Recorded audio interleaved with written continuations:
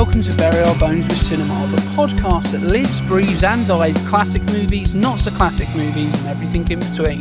Joining me once again is the man whose home we once used to create an army assault course for our game of guns, Simon Keet. In today's episode, we take a suitably chilly journey into the future with 1993's Demolition Man. So join us as we rack up hefty fines for bad language, wonder if rat burgers will ever catch on at Taco Bell, and finally try to wipe our asses with some seashells. This podcast contains spoilers. So, Demolition Man, I think I was just saying this before we started recording. I don't think I've ever actually sat down and watched the whole way through. I've seen lots of it and bits of it, but there's a lot of it I don't remember, so that can only really mean I've probably not watched it in its entirety before. That's insane to me, because I feel like this is just one of those ones. To me, it's like one of them. Well, I think I know why, though, at the same time, because I've just gone on pause there. I think the camera's got to you, right? He's I'm blushing. Oh, is the lighting okay? No. Yeah, so I think the reason why I've never actually sat down and watched this in its entirety before is that for years and years and years, because there's that rivalry between, sort of friendly rivalry between Stallone and Schwarzenegger. You were team Schwarzenegger. I was always team Schwarzenegger. Like, I always saw Schwarzenegger films as like being the best of that category, and so for me, Stallone was always it's not a Schwarzenegger movie, so what's the point in watching that?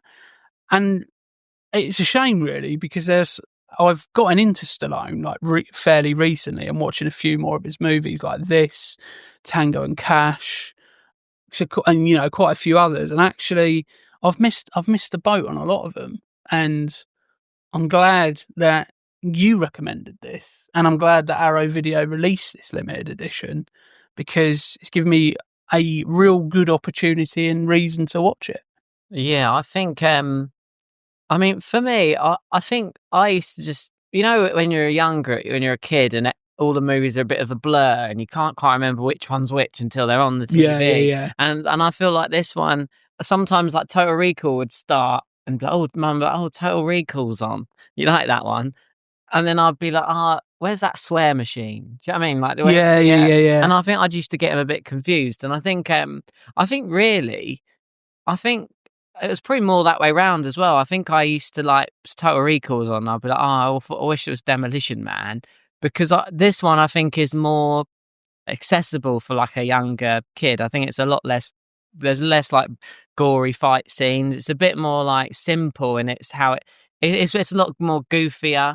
And I don't know. I think it sort of has its own little space there, which it deserves. In with those sort of. Also, it's so close to like the release of being around the same sort of time as like Judge Dredd, and it's like he's kind of the same character. Well, this film for me, I think another element of it as well is thinking that it was Judge Dredd.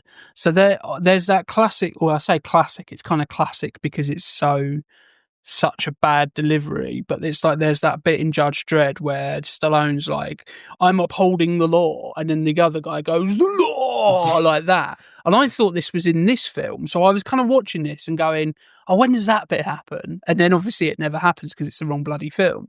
But I think the similarities between this and a lot of Stallone and Arnold Schwarzenegger's films do mean you have that kind of element where you're going, oh, is this the one with that bit? Yeah. I think there's a lot of this where you look at it and you go, and I don't mean this in any kind of derogatory sense, this is a bit of a Total Recall light, in the sense of it's not quite as gory. As you say, it's a bit more accessible to kind of a younger audience who still shouldn't be watching it, so it feels just enough on the right side of it being, should I be watching this?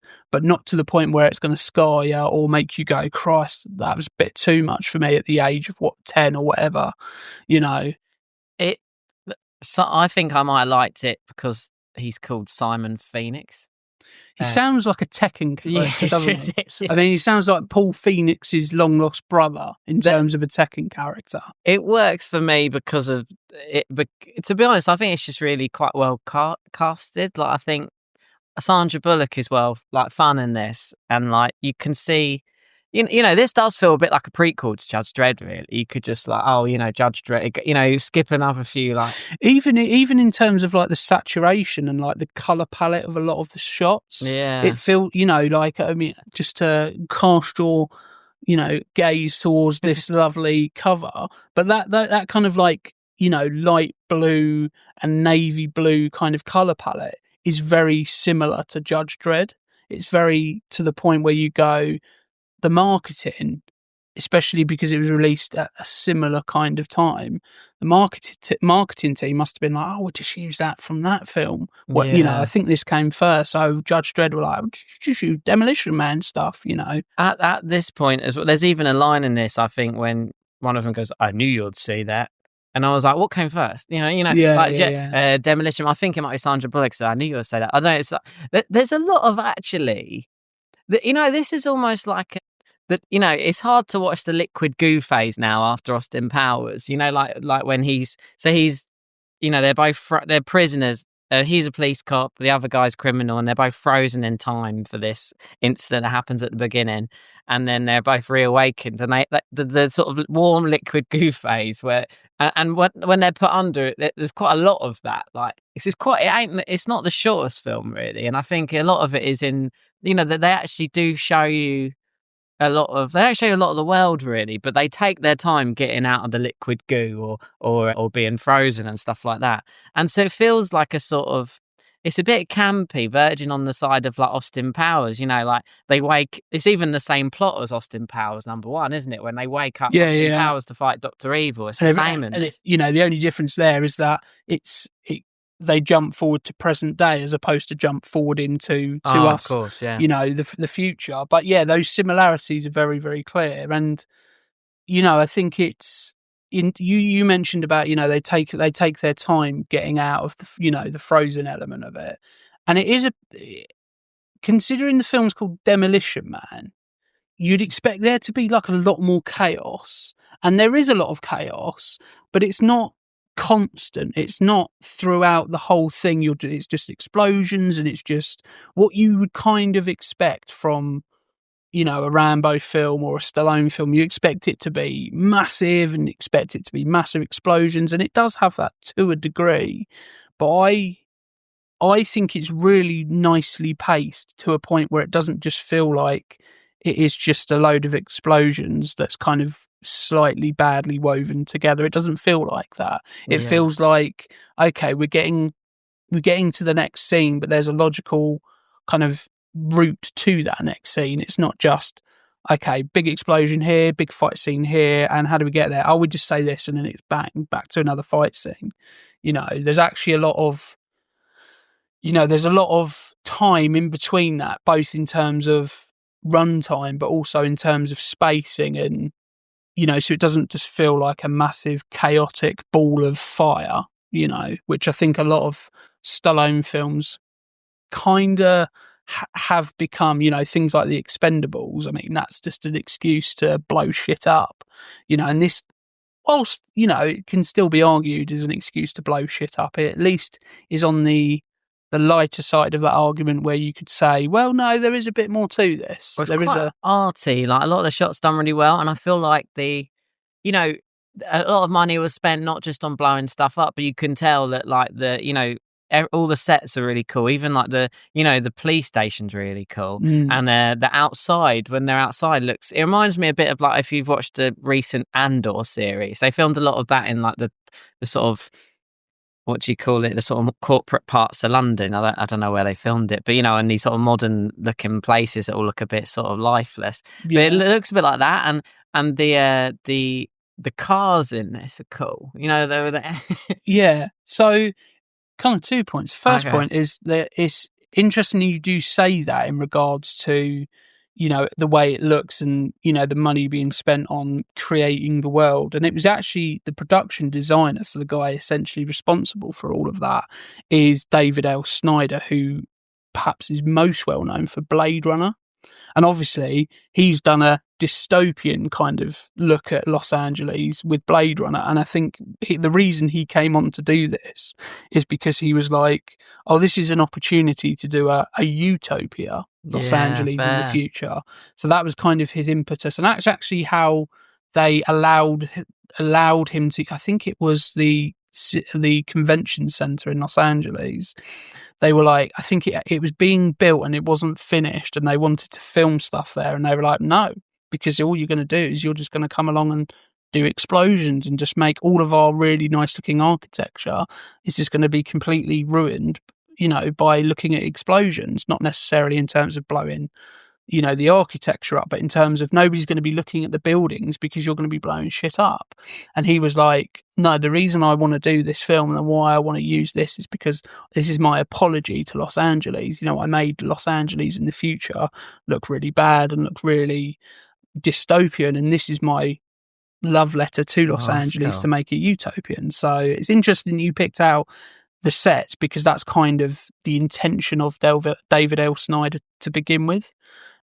This is the bit, Ryan, isn't it? It takes a lot. I guess maybe it does a credit roll during the Frozen so thing. It's kind of a credit roll montagey type thing. And I can't help, going back to what I was saying earlier about links to Schwarzenegger, this feels almost like a direct kind of answer to Terminator 2 or Terminator. Like the similarities, the quips, here, not necessarily the film, but this scene in general. Like, okay. we've got a ripped naked man coming out of dry ice, and there's lots of smoke, and there's lots of, there's not lightning here, but there's lots of lightning colours, lightning blues. Here it's frozen, and in Terminator it's lightning. So it's very, very similar. And you do kind of get that, whether or not it was, I don't think it was. I think it was just a case of this is what they were going for. But the similarities, subconsciously, I wonder how much Stallone was going, well, I've seen Arnie do that. Well, I want to do my version now. Let's do this, I think so, because this is a real departure from Rambo being very serious, certainly the first one is very gritty, isn't it? And there's a lot of this is, what I like about, I actually asked Christina what she thought of this, because I showed her it before, and I think she kind of liked it. And then on the way here in the car, I was like, oh yeah, just remind me what you thought of that Demolition Man again. She's like, when I saw some of the scenes with Stallone and Sandra Bullock are a bit like, she said she finds him a little bit creepy in places. And he kind of like, I think there's something about the sort of outfits of like I don't know, it's quite cool outfits actually. It kind of looks like they're sort of like karate masters or something. Yeah, it does feel very kind of, Japanese influenced. Yeah. Like, they've got those almost like kimono type things. And as you say, like the links to kind of, karate masters and things like that. It's probably not it's probably not a technical term. Yeah, well, what he wears in this is like what Bruce Lee would wear. Yeah.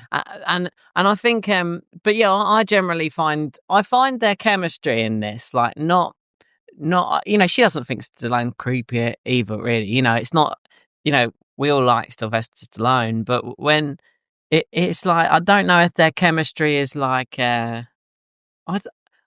think they're just both so likable in this film to me. Like her obviously more than him, and I think that they do an all right job of like, he's like a bit of a man from the past, and I like her character that she's like obsessed with the past, and she like collects all this old stuff. I think she's really interesting, to be honest. Yeah, I think it's interesting because I think usually the dynamic would be, here is this woman from the future who doesn't understand this man from the past, and the man from the past doesn't understand the woman from the future, and it's them trying to figure each other out. And actually, it is that, but it's more from the perspective of she's actually really intrigued by him and by his world, and by the past. And it's not just a case of, oh, we need to work together to find the bad guy. It's actually more a thing of, I'm actually really intrigued by you as a person. Usually that would be the point of conflict. Whereas here, it's almost a point of, endearingness to each other. You know, the fact that she always gets the phrases wrong. You know, she never quite manages to say the phrase properly. And then at the end, I can't remember the phrase itself, but he repeats it back and he goes, close enough. You know, usually it's, oh God, she can't get anything right. You know, that kind of dynamic. And it's not that. And actually, I think she's a really innocent character, much like I think a lot of the police force are in San Angeles, because they don't know anything different. They don't have any crime. You know, is it like, who is in this? Like Rob Schneider or something? Rob Schneider, yeah. He says, we're only police officers. We're not equipped to deal with this level of violence. Yeah, like which is a fantastic line, and but there's actually quite a lot of kind of social commentary in that line as well. You know what? It's verging on you could watch this back to back. Would be fun to watch this and Starship Troopers. It's more like that. Like similarities there are also quite close as well. I love the the uniforms are very. Yeah, they are. It looks like they could be on the. They're very Judge Dredd. They're very Starship. They're very, you know. I love these films. I like the casting of the Shawshank Redemption prison warden as the police chief, and I like the fact he doesn't double cross anyone. Because when I rewatched this, I was like, he's gonna double cross someone, but he's not actually. He's actually just quite a normal, good police chief. He has that. He's usually that character, isn't it? He's usually that guy who, you know, presents himself as being very trusting, but actually he's got ulterior motives. And as you say, it's quite a nice departure from what we expect, that he's not that. Do you remember Mr. Stedman? Yes. Do he remind you of him? That's what my mum always said about Shawshank Redemption, that the prison warden always looks a bit like how Mr. Stedman. Yeah, I mean, that's not a name that I thought about in a long time, but as soon as you've said that, I've gone, that is... You know, that about is as close to... He was a scary motherfucker. Yeah. Well, I mean, a lot of primary school... Well, not primary school teachers, but a lot of teachers are, you know. Yeah. I was allowed to be a teacher, which was... Did you bring the sort of prison warden vibes, or you... No, not at all. If I did, then the prison was a prison full of hardened criminals who didn't listen anyway, because I could not control a classroom. But yeah, it is nice to have that character not be what we expect. And actually, there's elements where you kind of get what you expect from Stallone. You know, he is that guy who, you know, looked very cool doing all the action sequences. But he started, you know, by this time, I think he'd had a couple of attempts, Stallone, at trying to kind of almost mimic the move into being a slightly more charismatic. So when I say charismatic, I mean light-hearted and humorous leading man. You know, you got Schwarzenegger, who's in Kindergarten Cop and Twins, and you know, Tango and Cash was a slight departure from him, where he played the straight-laced copper, and Kurt Russell was the maverick cop. Here he's still that maverick cop, but he's actually, it's not like a cop who's, you know, he's got a past. You know, he does have a past, but it's not like he has, you know, like the fact that his daughter in this he never sees. I think that was written out as well. It was written out, yeah. They cut that whole plot point. But his wife has died, and now in a different world, that would be a real plot point, and that would be a real Wesley source Snipes of, killed them. Yeah.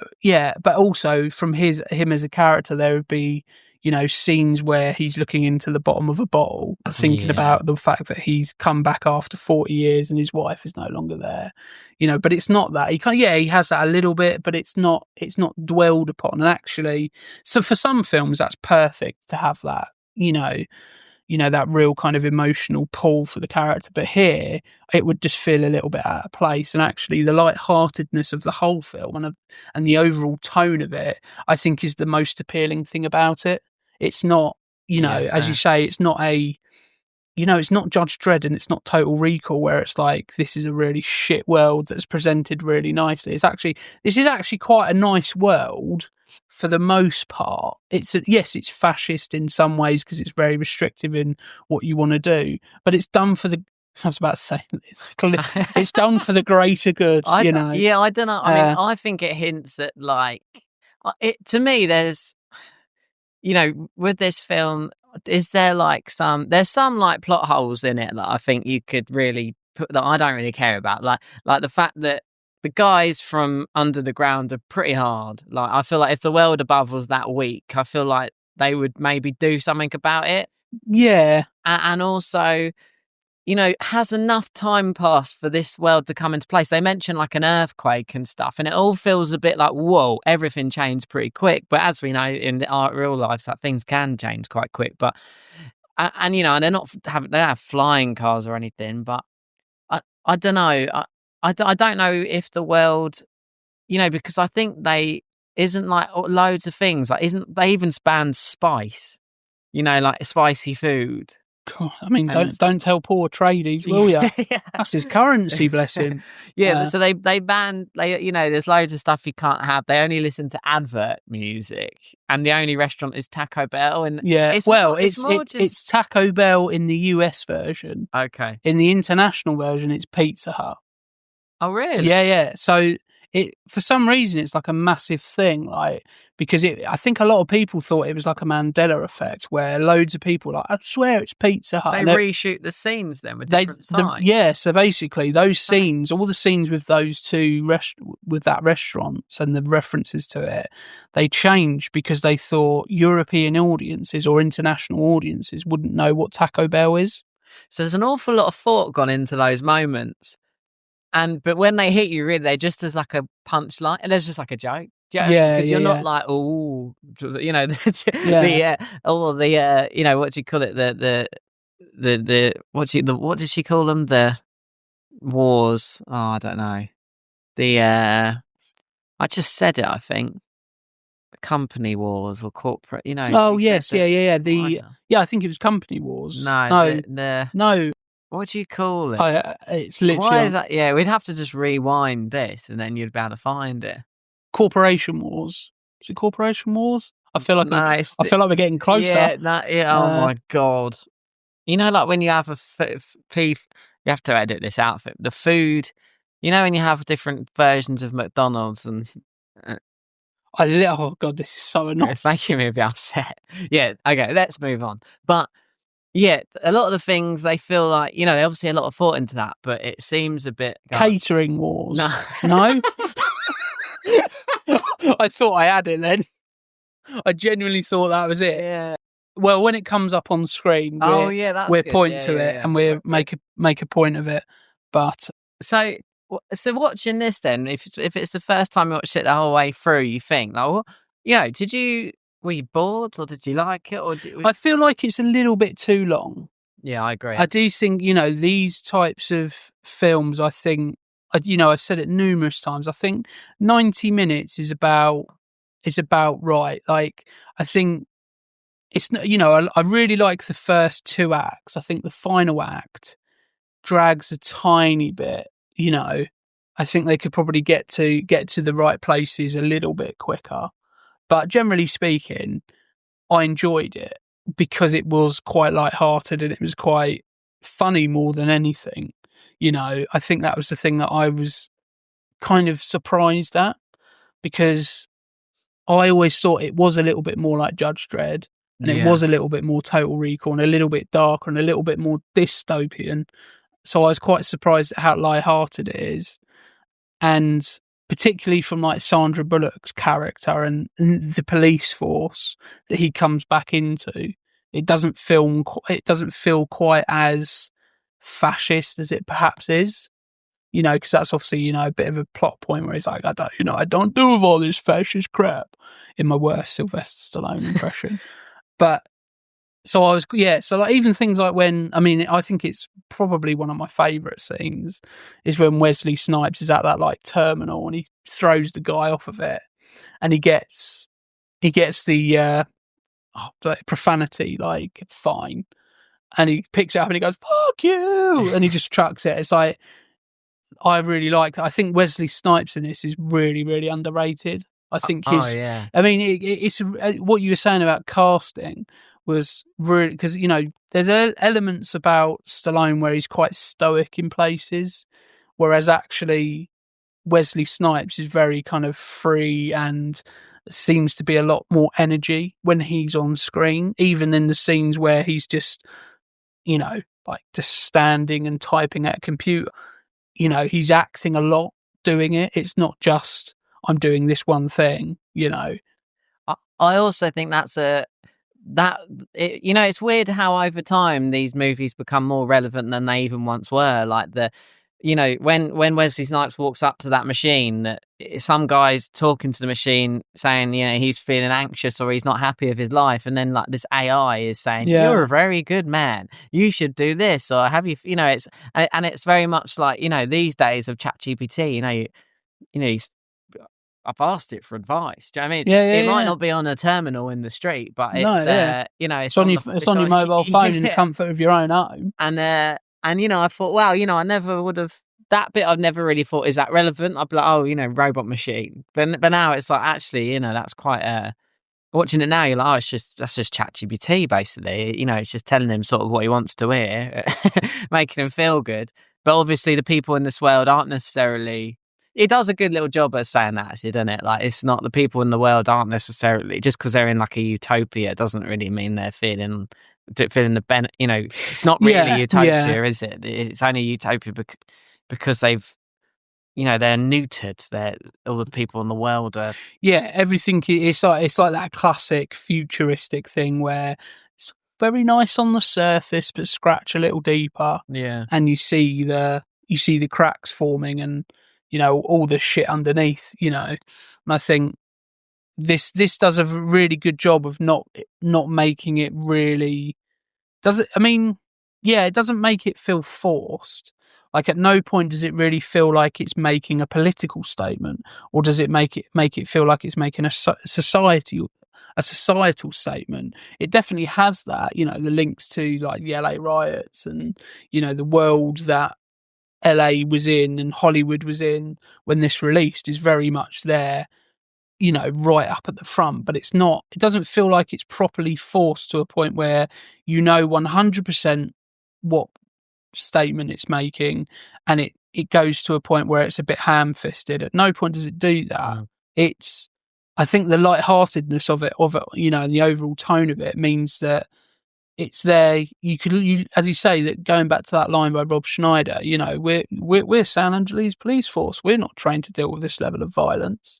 You know, on the face of it, it's just a funny line, but if you scratch a little deeper, that's actually like a really interesting kind of comment on police forces and, you know, the power of police and things like that, and you know, which was a really kind of hot topic at the time in Los Angeles. I think they were just coming off the riots, and you know, things like Rodney King and all of that were all very much in the zeitgeist of, you know, LA at the time. So it's not too much of a leap to kind of see those points, but not have them so glaringly shoved down your throat that it loses the fact that it's a movie and that we're there to enjoy ourselves. Yeah, definitely. And, you know, I would love to see us on the big screen in cinemas. To be honest, I feel like I am right now, to be honest, of your TV and this sort of, 4K super duper. It is a 4K re-release from Arrow Video. Look really good. And on a 65-inch it's a bit like, OLED. it reminds me, you know, it's an old thing. It's probably from like an old sci-fi story or something, but they do it in The Simpsons, this idea that, you know, all of the, or is it even in South Park? It's like when a whole society gives up their weapons and then a load of, they, you know, I think it's in The Simpsons Halloween one, like they all burn the guns and then the aliens attack and everyone's like, get the guns, and they're all on fire. And it's like, you know, in this city, you know, because they've got this sort of, it's all so peaceful and everything, and you know, apart from whatever's going on underground, you only need one Wesley Snipes. You know, he isn't even a Demolition Man. He's just a. Well, Demolition Man refers to John Spartan. Yeah, John Spartan, which I forgot as well. Yeah, it's very easy to make those links and go, "Oh, Demolition Man must be Wesley Snipes' character." Yeah, you know, or his nickname or whatever. But it's actually not. It refers to John Spartan, John Spartan, which I mean, John Spartan is like, I've got images of studio executives going, right, we need a good, strong American name. John, right, we need a surname. Well, he's a bit like a Spartan, isn't it? John Spartan. Not a lot of thought has gone into that name. What about Edgar Friendly? He's the leader of the... yeah, I mean, that's obviously played by Dennis Leary. I wonder if these are like references to something that's gone over my head. Perhaps they are. If they have, they've gone over my head too. But I do know that every time I heard the name Edgar Friendly, it felt weird. It doesn't sound like a. I just remember thinking Edgar Friendly. What a weird name! Like in a world where you've got like somebody. I can't even remember what the main bad guy's called. Oh yeah, well he's not really even. Let me have a look. It's probably the best one. I like the way they're kind of dealt with. Also, who is the actor that plays his like associate? Because I really like him. So he's generally good in all the things, isn't he? I believe. Bear with me.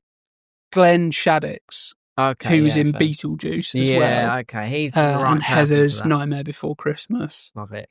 But Dr. Cocteau. Yeah, Dr. Raymond Cocteau, which again is another name where you go. Oh, that one fits. Yeah, it fits. But Edgar Friendly just feels like a really weird name.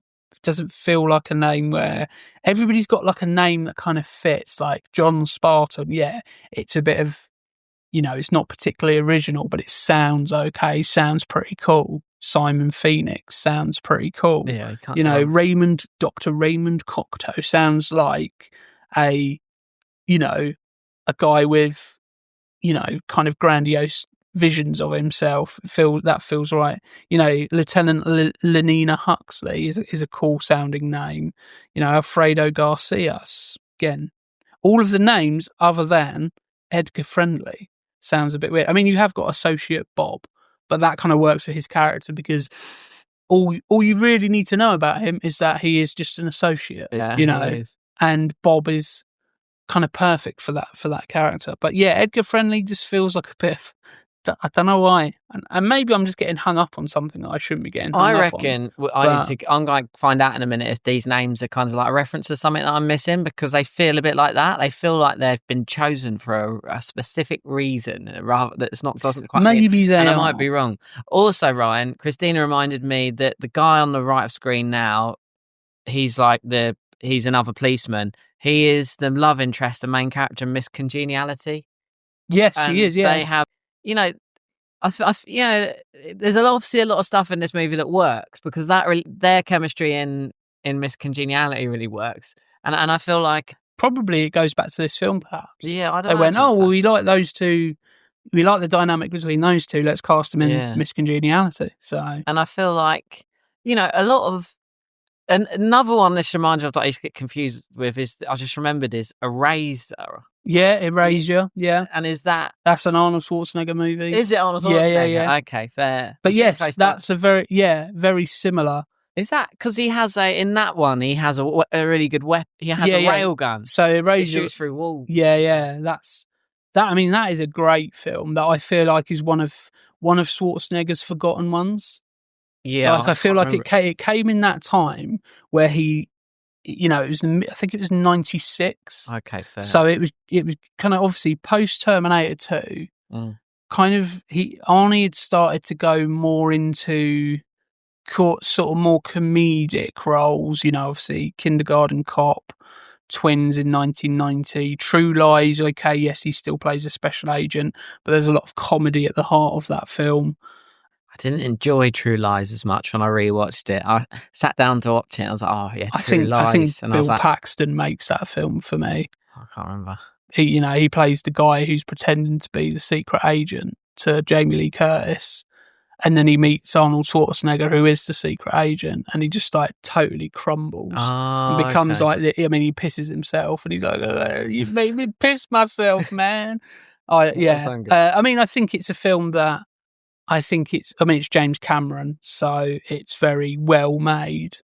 Again, probably a little bit too long. I think that's clocking over 2 hours. In a Harrier, doesn't it? It's in a Harrier. It's all a bit, like, I don't know, I got a bit bored in there, if I'm honest. Yeah. And I didn't get But I think Erasure comes at that time where he had kind of stopped doing those out and out action hero roles for a bit. And I think it was his kind of first venture back into it, I want to say. Yeah. And I don't think it was received very well, but I've got fond memories of that because I think it was one that I remember renting with my dad on a Saturday afternoon from what used to be called All Days in Rustington, which is now Tesco's All Express. Days? Yeah, I remember All Days, It's yeah. have a video corner right at the front. Oh, fair. So, remember Channel 5?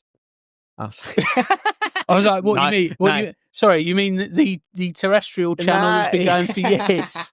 No, Channel 5 is was a store in Rustington on the roundabout near that Blazing Saddles bike shop. And it used to have like some really old... It had like Sega games. I do remember it. And it was like one man that used to run it. You know, like, and you go in there, hello? Yeah, hello. Yeah, how you doing? And then you just pick things from one of those spinning a thing with games in it, which is great. I mean, all you need to do is to captivate, kids is just put games on a spinning thing. I mean, it's got games on there which are cool enough. Make them spin. So what were you saying, Ryan? Just that Erasure, I think is a bit of an underrated one. I mean, it's never set in the world alight. But yeah, I mean, I can see the similarities. And I think, to be fair, you could probably see the similarities between both of their careers. I think it was a case of Stallone always tried to top Schwarzenegger. Schwarzenegger always tried to top Stallone. And I think kind of probably Schwarzenegger got the upper hand for the most part. I think where Stallone, differs is he came from a, if you look at Rocky and you look at Rambo, those films at the very heart of are character films. They're based, they're very much, it's a character development. Whereas I think for a long time, Arnold Schwarzenegger films were just, what can we make Arnie do? Yeah. Not that I'm saying his films are bad, because, a lot of them aren't, but, when because Rambo was, I think, 1980, I want to say. So, Rambo, and then you get something like Conan, and it's like those two films, very similar on the face of it, but actually they're worlds apart. Rambo is a character who's dealing with post-traumatic stress. Conan is just there to look good and muscly. Do you know what I mean? And I think that's the difference I've always seen between Stallone and Schwarzenegger. You know what? Those two movies are both so good in their own way, aren't they? I love Conan. I've more sort of, I never really had a copy of it when I was young or anything, and it wasn't on. I don't think it was on the telly as much as like these. And I feel like Conan is one that I really, I could watch it right. Like I'll put that. I'd happily just watch that whenever, because I haven't overdone it. Demolition Man I've overdone. Like anytime it's like available to watch, I've like wanted to watch it. And cause I think this one holds that sort of childhood nostalgia for me. I used to love the swear machine. I think, it's things like that make you, as like swearing's cool. I wonder if that's where the whole thing of like a swear box came from. Oh, I think swear boxes are going way before this movie. I mean, it's hard to know, because when this came out, I was 1, so I don't know anything really different. Maybe this was the thing, Yeah, maybe, Maybe it was, maybe it wasn't. Who knows? Do you reckon? Now that when they're talking to that robot asking it for advice, it's very ChatGPT. Do you think in like 10 years' time you'll watch it and be like, they predicted the bloody swear fines? I'll tell you what. If we ever get swear fines in public spaces, excuse my French, but I'm fucked, because I swear like What does it do when they does it? It's like, you have been fined for that. You have been fined 1 credit.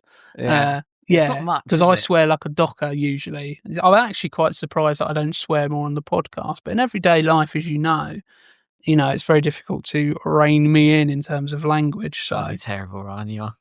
I know. At the moment this goes off, get the fuck out of this. It's the one thing I would change about you, Ryan. If there was anything, it would very be nice guy, the language. But Jesus Christ, I would not take you anywhere. No, you can't. So I think one thing we do probably need to have a little look at is the kind of budget and box office, because it's a big budget movie. 100%. It was made on a $57 million budget, which adjusted for inflation is just over $90 million today. So it's a big budget movie of the time. And obviously nowadays, whilst that is still a big budget, it's not the biggest, but I would have thought at the time, this would have been in the upper echelons of, budgets for action movies at the time. And it grossed domestically. It just made its money back with $58.1 million. And internationally, it made $159.1 million. So a very, very successful movie, particularly internationally.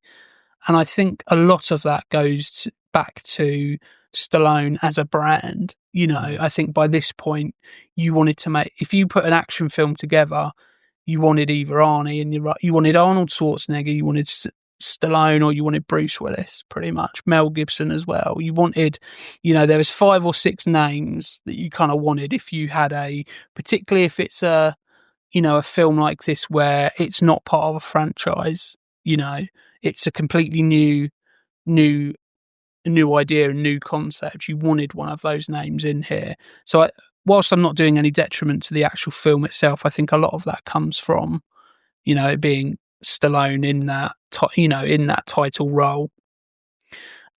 Do you think, it's in the moment you put, he does bring a certain miserable energy to this movie that I love. He's got this kind of, he does have a resting bitch face, old Stallone, in the best possible way.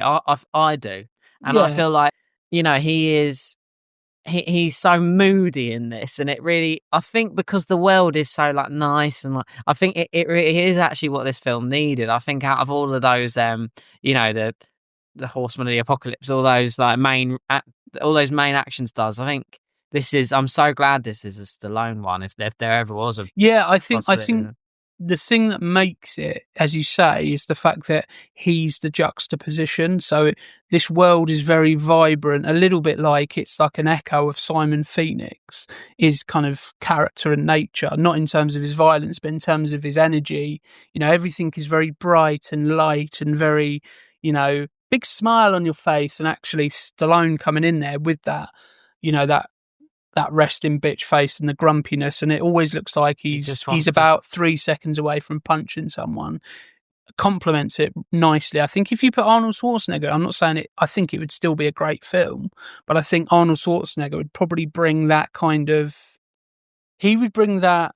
It would just feel like Total Recall, really. Yeah, it would feel a little bit like Total Recall, but I think Stallone's comedy comes from the fact that he's grumpy and that he's actually quite in this environment, he's quite counterculture. Whereas I think Schwarzenegger would almost make it a case of he's naturally charismatic and, he's actually quite witty. And I'm not saying that Stallone isn't witty, but he's witty in a kind of more of a grumpy way. Whereas I can, I don't think I really see Stallone smile in this, whereas I can see Schwarzenegger smiling an awful lot as he cracks a joke. Yeah. So I think that's probably a positive for the film, is that they went with Stallone as opposed to Schwarzenegger. Not that those two names were ever up for the part, but no, but in an imaginary, I mean, these films always feel a bit like you could just stick any of them in there. Yeah, I feel like a lot of the time they're kind of interchangeable, right? We're kind of put you out of it and we put you in it, and it pretty much is the same film. And I don't think there would be too many differences if you had Schwarzenegger in it, but I'm glad Stallone is in it. And do you like Speed, Ryan? Because I feel the film. Ryan, do you like Speed? I do like Speed. I think it's quite corny in places, but I do like Speed. You do mean the film Speed, yeah, yeah. I the movie because I think that I was talking to Christine earlier about Sandra Bullock and how she's so earnest and lovable in these films, and I don't know, I actually think my biggest problem with this movie, to skip ahead a bit, so you're probably still on the old box office. Sorry, Ryan. No, I'd gone for it all. Okay. Nice to know you were paying attention. Yeah. My favourite bit is, my least favourite thing they did was pull her out of the final battle. I just think it was a bit lame. He just knocks her on the head with one of their truncheons, which knock people out instantly, and he just hits her on the head with that.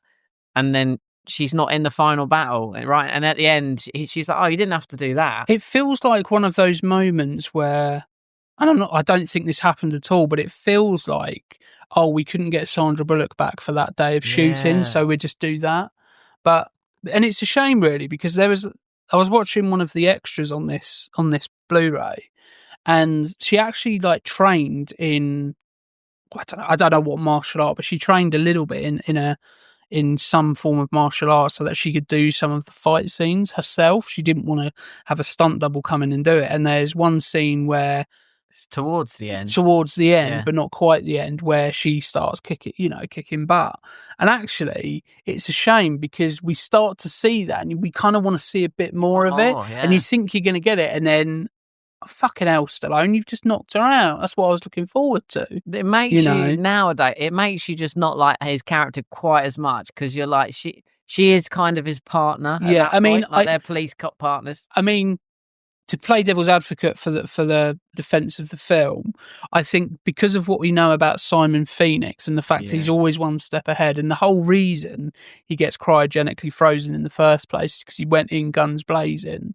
I think it does make sense for his character. You are right. But from a pure point of view of, I want to see that character do some more fight scenes and kick some more ass, it is a bit of a shame that we don't see that. Maybe she could have been going off and getting some of the lackeys or something like that, getting some of the henchmen rather than in the main, the main battle. But maybe what they're avoiding is that moment where Simon Phoenix has got a gun to her head and he's like, "It's me or her." So, which has been done so many times. So it's good it doesn't have that in it. And to be honest, it's a bit like, I guess because these worlds are so vast, sometimes it's really hard to stick the landing in these films, probably, I would imagine. Like in Total Recall, I always kind of forget about that.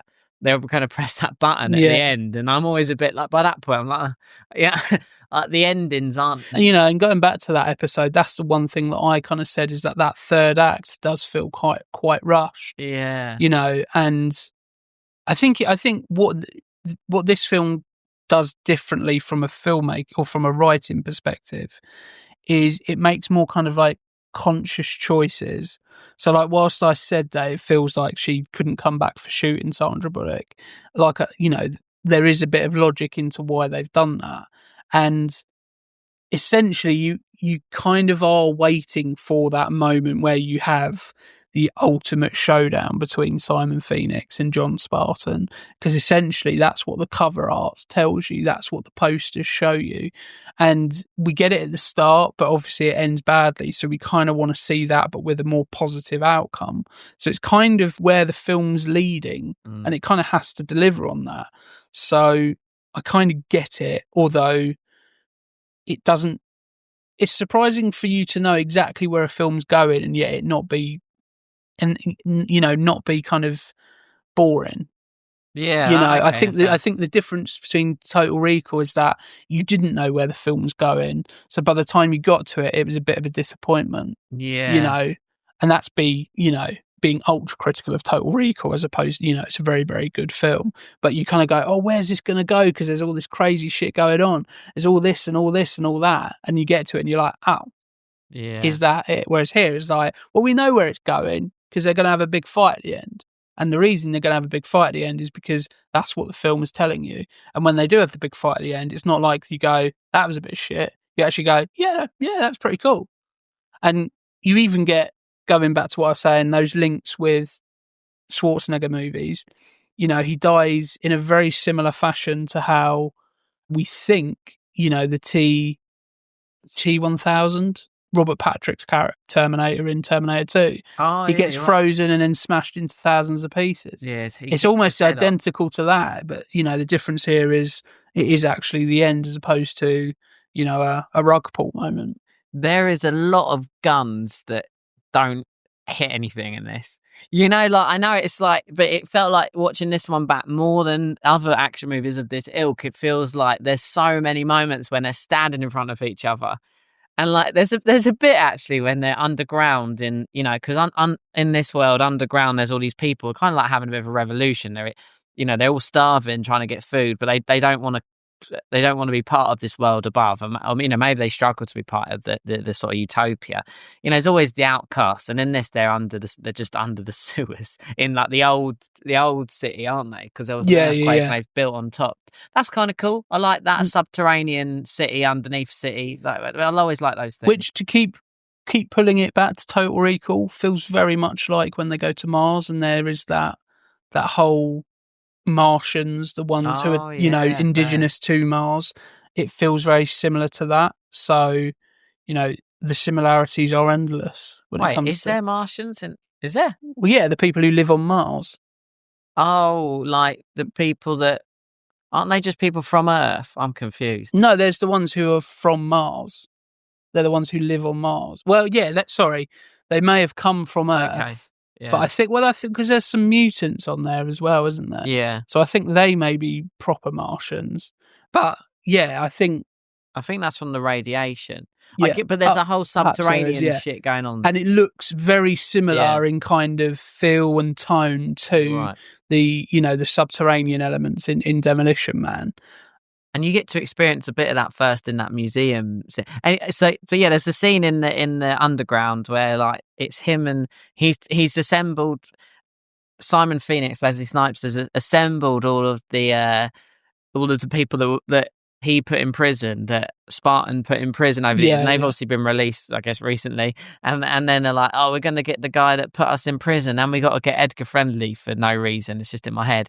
And then they're all looking down. They just unload on them, and then like it doesn't.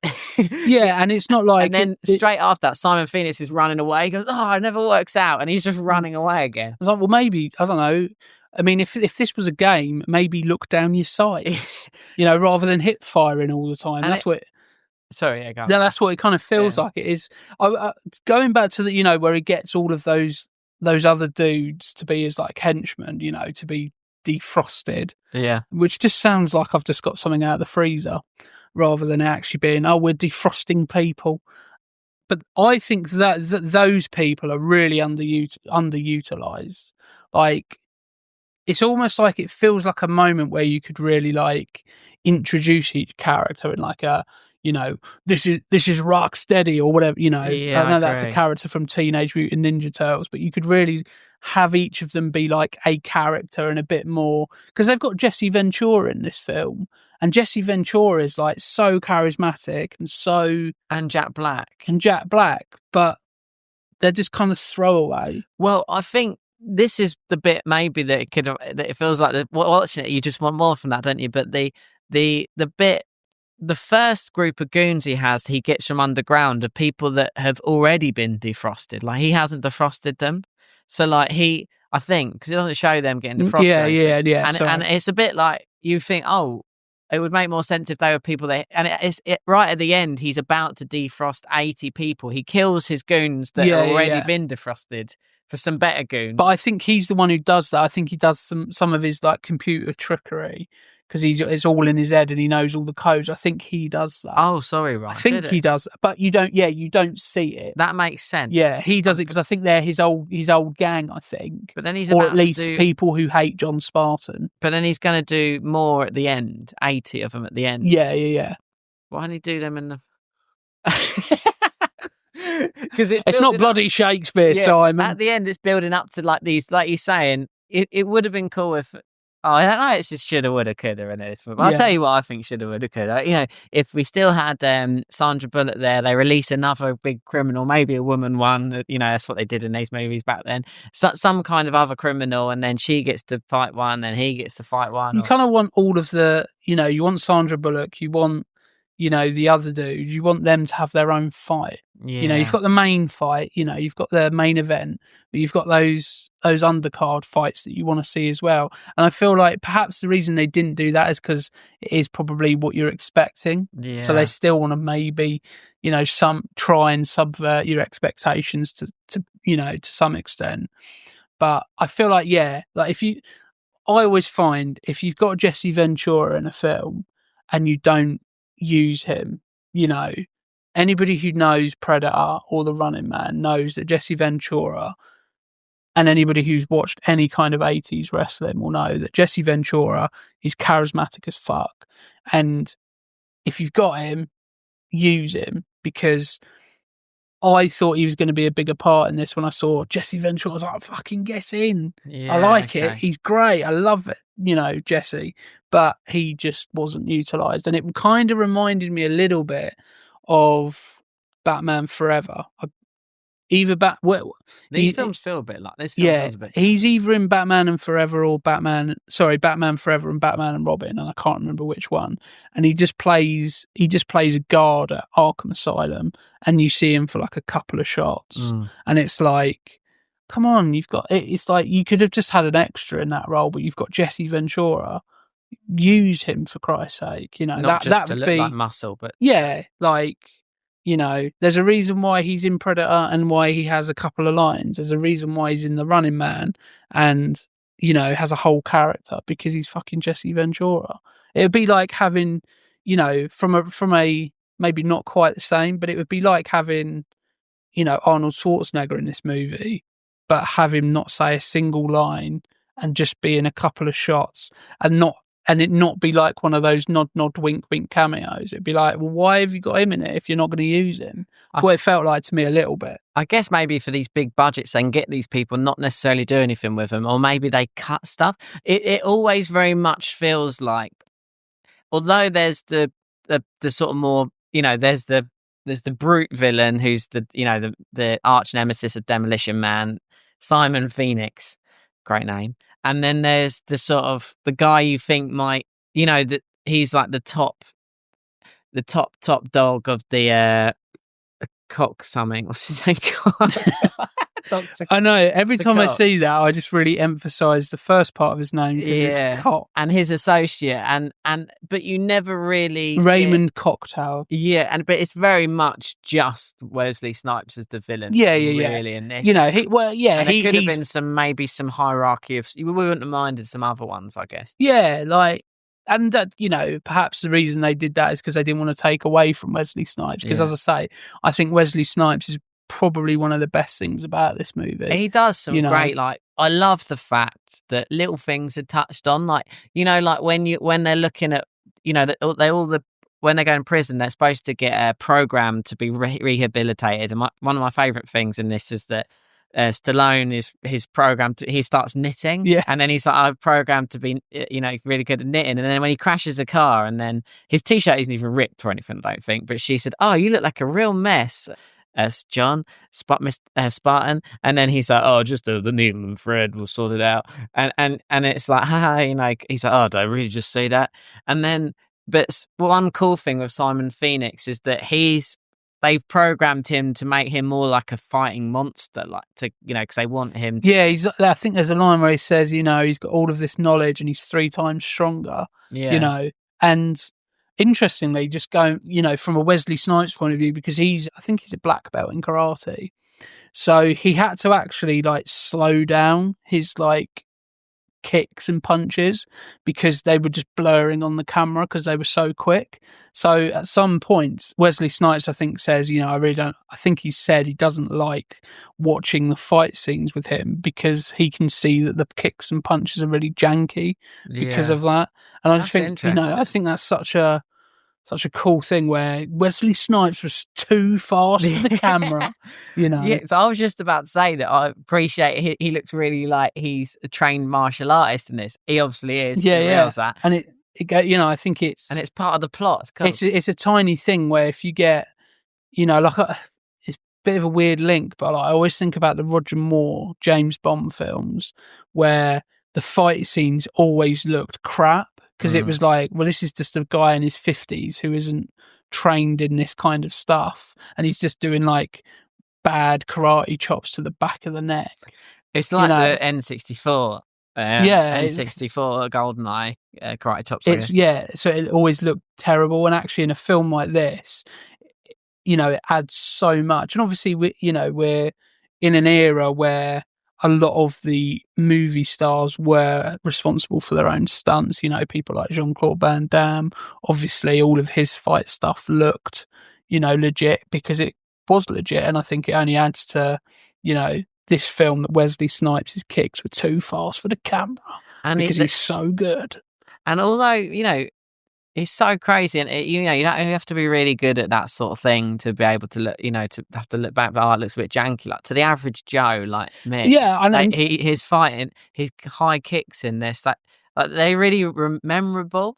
yeah, like I mean, because I researched and I saw that before I watched it, and I thought, oh, I'm probably going to notice it now. It's going to ruin it, but it didn't. I was like, what is he talking about? Yeah, Like, it still looks great, but obviously, it's that thing of if it's like it's like when. If you know something about, art, or when you're making something, he's not playing a G on that. And you see the creases and how something's done, it ruins it for you. So he probably sees that. Whereas to the layman and the average, moviegoer, they're watching that and going, yeah, it looks great. That's all I need from it, The bit, so it's just playing the bit now where they're at Taco Bell or Pizza Hut, depending on what region you're from, and they all come out of the. It's looking back now that people that live underground is all done a bit. I'm not going to say it's cheesy, but no, it's not. It's actually good. It's good. I am. But it's Sly Stallone just beats them all up and then realizes they were just trying to get a bit of like Taco Bell, and he obviously gets really upset about that, which is fair. But do you like the whole underground sort of? Is this is it getting to the point now where you're starting to you like the movie? No, I think it's still in the point where I'm like, okay, this is interesting. Okay, we haven't seen. Okay, we've seen them, but we haven't really seen them like venture up top. We've seen them like almost like through the periscope of graffiti, like they did at the start. This is the first time you really kind of see them and the people up top kind of interact with each other. So I was still quite interested in this. And actually, another kind of unsung hero of this is Dennis Leary, who plays Edgar Friendly. He feels very real. Yeah. Like, Dennis Leary, for anybody who doesn't know, is like, he was a comedian before movie star. And he kind of brings his own sort of charisma to it that feels very different from Wesley Snipes and from Sylvester Stallone. I think I said that. I think he feels like a sort of 70s rock star to me. He looks you could quite easily see him like wearing a Slayer t-shirt and being like, and I think, the long hair kind of looks pretty cool as well. And he looks a bit like... Which must be, in the underground world, an absolute nightmare to maintain. He's a bit Kurt Russell in this, actually. Yeah. It's a bit like... I get that. Even that whole underground bit, it feels a bit like Escape from LA or something. Yeah. So it's getting to the bit in the moment, which I think is quite hilarious, actually. And it's where Huxley... I think she takes him back. I've already passed that bit. She takes him back and she says, after seeing your behaviour today, I'm really attracted to you. And, would you like to have sex? And then he's like, right here, what now? And then she, she goes and she grabs these headpieces and it's and then they have this sort of weird psychic, it's not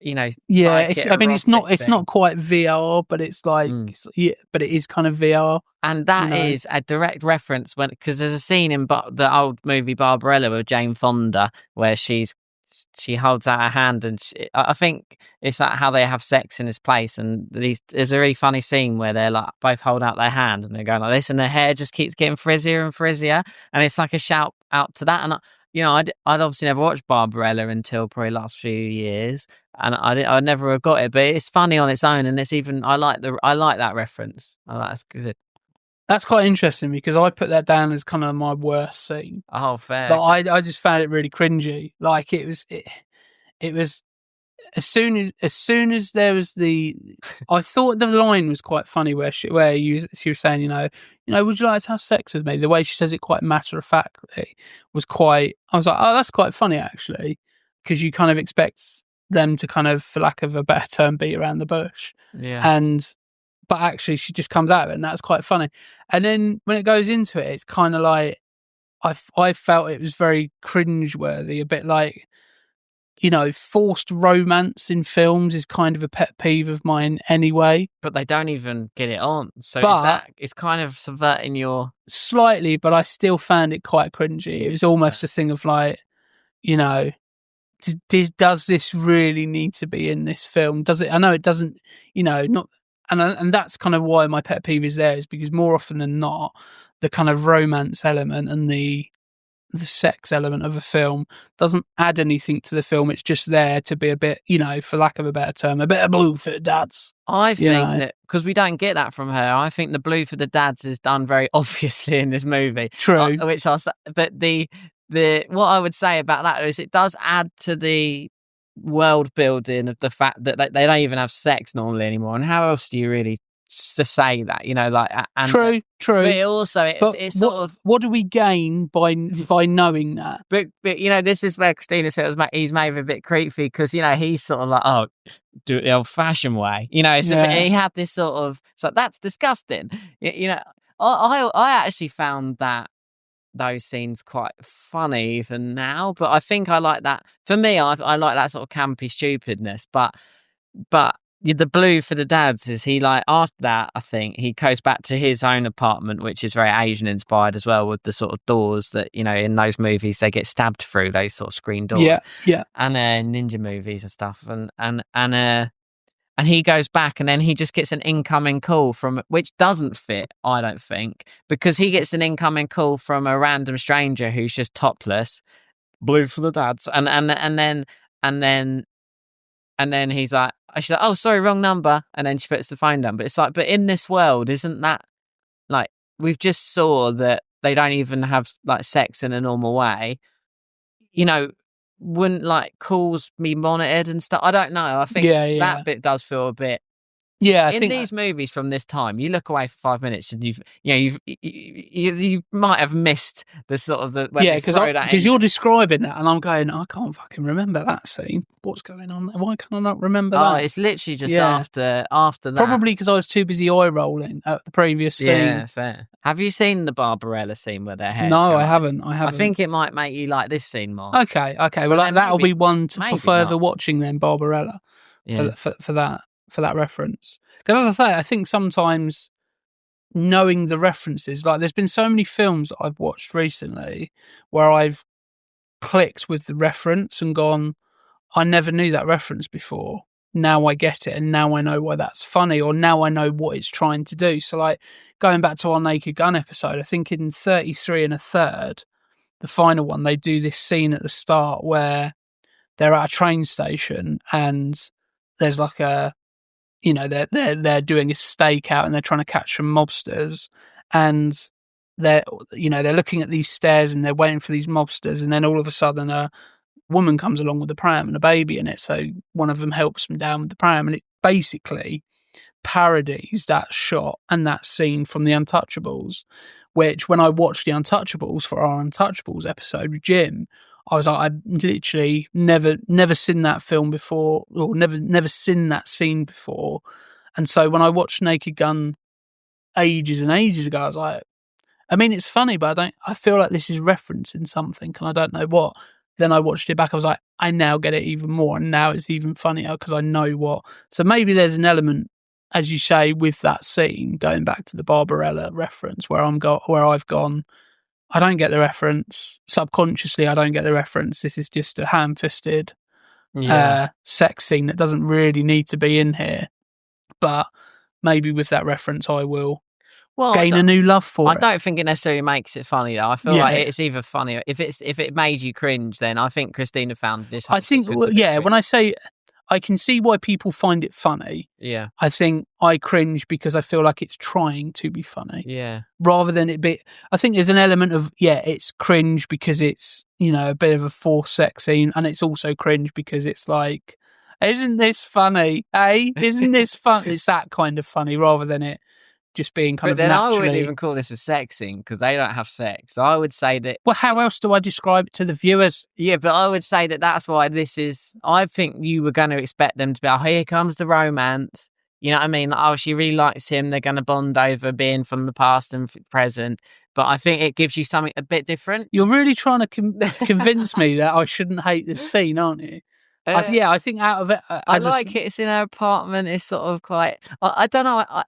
I really like this world, actually. I really find it quite funny. I don't know why. She goes, I've procured you a domicile just up. It's like how it all just sort of quite silly. Yeah, and there's a lot of quirkiness to it. Yeah. You know, which I don't. You know, keep making links between Total Recall.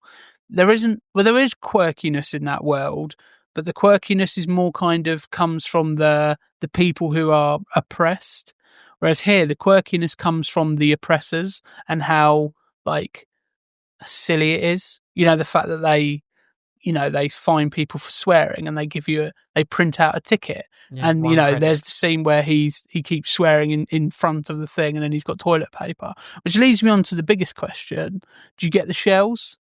Oh, is it something is it something that I'm supposed to understand? No. Oh, okay. Nobody understands it. Oh, that's kind of the big thing with this film is like, how do you use the seashells? Yeah, I like that. And you got free seashells. I like the fact that it doesn't explain it as well. I like the fact that it does just leave you going, what the fuck do you do with those seashells? Yeah. I guess we'll find out when we know what the fuck happened to his daughter. They bring up. Yeah. I know. Yeah. Also, I feel like Wesley Snipes never talks about the seashells. You know what I mean? I feel like he's just going along with this new world. It's because he's got one thing in mind, and that is chaos. Yeah. Then again, I feel like he's been programmed. He probably knows how to use them. That's what I mean. Logic again. Logic in a place where you wouldn't expect to see logic. Like you would expect this just to be chaos, explosions, people trying to look cool. You would expect that from this film, and it is that in parts, but there is a bit of logic there. There is a bit of quirkiness. There is a bit of social commentary. Don't get me wrong, I don't think it's the great. I do think Total Recall is the better film, even though I really don't like the third act. I think this is more, I'm going to call it Total Recall light, and I don't mean that in any kind of derogatory sense. I think it is just if you're looking for a dystopian type of world that isn't really gritty and really, grim and really gory, this is kind of it. It's quite quirky. It's quite funny in places. It's, it seems like a much more interesting world. Like if you could walk into the world of a movie, I'd rather walk around this world than walk around the world in Total Recall, just because this seems a little bit kind of nicer and a bit more appealing as opposed to being. It's a lot more sterile. Yes. That was the word I was looking for, which is why the sentence went on for longer than it perhaps needed to. Yeah, I mean, it does a little joke. He even falls over and he doesn't know how to work the lights. But I mean, these jokes now, it's like, it's kind of funny really, because, it's a dumb joke, isn't it? Like he has to say lights for the lights to come on, and then he trips and falls because it's dark until he says lights, and he looks at the seashells and he's like, oh, he doesn't know how to use the free seashells. And it's like, there is a thing that you realize when you hang out, especially with older people, or even, when you're trying to log into about 1,000 different, things or whatever, or you're like kicked out your Netflix account or whatever, and or you have to games. Yeah, I mean, like, oh, you used to put a game on, and now it's you have to log into Xbox or register it and stuff. And it's like, I do even just little jokes like that when he slips and falls because he hasn't said lights yet is like, that is sometimes technology is fucking annoying. Do you know what I mean? I kind of like that this has that in it. Like technology is fucking annoying. Why don't you just do normal things? It's not like, it's not like a thing of where you see them all the time where the technology. That was the scene. Yeah, I remember the scene now. Just popped up. I think it was very much blink and you miss it, isn't it? We're just referencing the scene where the I'm going to call her a call girl rings up, and it's a bit fruity and it's a bit of blue for the dads. Yeah, the technology in this is very much. You see the fallacies in it. You don't, or at the very least, you see it from a perspective of somebody not understanding it. In this day and age where, working for a council, when you see about who hasn't got a laptop these days, or who hasn't got access to the internet these days, and actually there are some people who don't, and actually how much of our stuff is accessible, and actually this is an interesting look at how being thrust into a new world with all this new technology, how it must feel for those people who you go, trying to trying to talk through my mum and dad for years and years and years how to record 2 programs at once on Sky Plus was like the most infuriating thing in the world. I'm like, how do you not know how to do this? And even now, if I'm over there, they're like, hey, I've got a problem with Sky at the moment, mate. But actually that is John Spartan in this world, isn't it? He is, he doesn't understand the technology for a lot of the part. And even when he's fighting Simon Phoenix towards the end, and he gets control of the car, and it's like he's trying to, he's saying self-drive, and it just doesn't work. And he's like, even in those moments where it's supposed to be helping him, it's still not, because it's not quite working. Oh yeah, it doesn't even. He can't even get to work on like self-drive. Crashes. Yeah, and it's a little thing that I think just adds to the overall kind of charm of the film. There are some slightly, like when he knocks her out before the final fight sequence, that sort of was like, But there's another bit as well when she drives, and then it's a bit silly, but. It's a real fine line with like action movies, isn't it? Like you can get a bit too silly, and then it makes you go, a bit too silly. There is one bit where she's driving, and he's like, "Oh, how do you know? Do you know how to drive?" So, I've watched some films or something. But then she goes, "Do I just press this pedal?" It's like, well, I'm sure there's still an accelerator in that modern car. Yeah, and I feel like she would know. I feel like she knows. And going back to your point of would they have got this far in 40 years? Yeah, that's, and it's all. And he even worked with the one guy, didn't he? There's his mate. He seems to have forgotten. And that's the thing that I think a lot of it is where if you're looking for plot holes, there's a lot of people who would have been alive still. Like even the warden, he would have been young, but he would have been alive because he's at least in his 50s. Yeah. And he's been, this is 40 years later. So he would have been alive. It's those kind of things which haven't really been thought about. And they don't necessarily need to have been thought about, to be totally honest with you. It's not going to, affect the overall enjoyment of the film. But I think it's one of those things where, because it's such a departure from present day, inevitably that brings up its own problems and its own from a filmmaking and writing perspective. Yeah. It brings up those opportunities for plot holes. Terminator 2 and Terminator as a whole franchise brings up the whole paradoxical element of, well, if you send Sarah, the time, if John Connor sent Kyle Reese back, then if he doesn't, that whole paradoxical element of it is, I think, kind of the point for Terminator, but it is kind of a plot hole at the same time.